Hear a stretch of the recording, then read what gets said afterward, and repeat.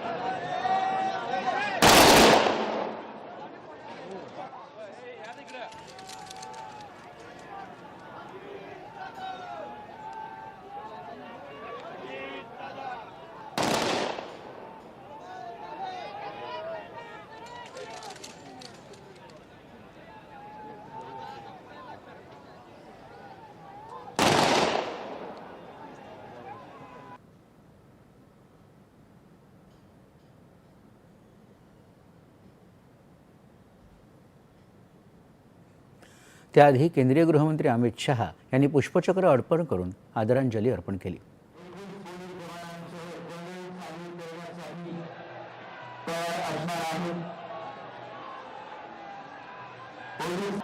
पुष्पचक्र वाहून श्रद्धांजली अर्पण केल्यानंतर मानवंदना देणार आहेत।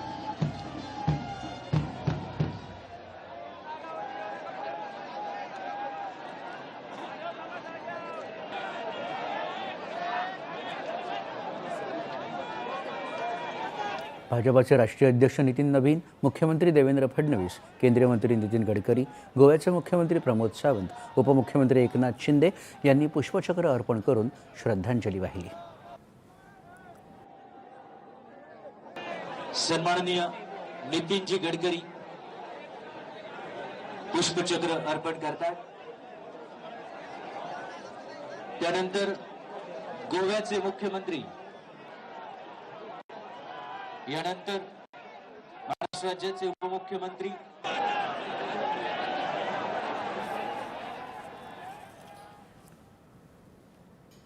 यावेळी केंद्रीय मंत्री प्रतापराव जाधव, रामदास आठवले, मुरलीधर मोहोळ, रक्षा खडसे, विधानसभा अध्यक्ष राहुल नार्वेकर, नीलम गोऱ्हे, चंद्रशेखर बावनकुळे, छगन भुजबळ, पंकजा मुंडे, अदिती तटकरे यांनीही पुष्पचक्र अर्पण केलं. श्रद्धांजली अर्पण काँग्रेस नेते सुशीलकुमार शिंदे, रितेश देशमुख, मनसे प्रमुख राज ठाकरे, AIMIMचे इम्तियाज जलील यांच्यासह अनेक मान्यवरांच्या उपस्थितीत अजितदादांना अखेरचा निरोप देण्यात आला.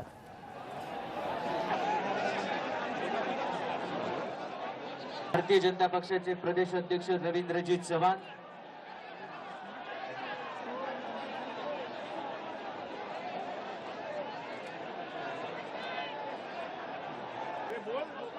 आंध्र प्रदेशचे सन्माननीय शिक्षण मंत्री नारायण लोकेश, आपसे बिर्लाची विनंती आम्ही केलेली होती.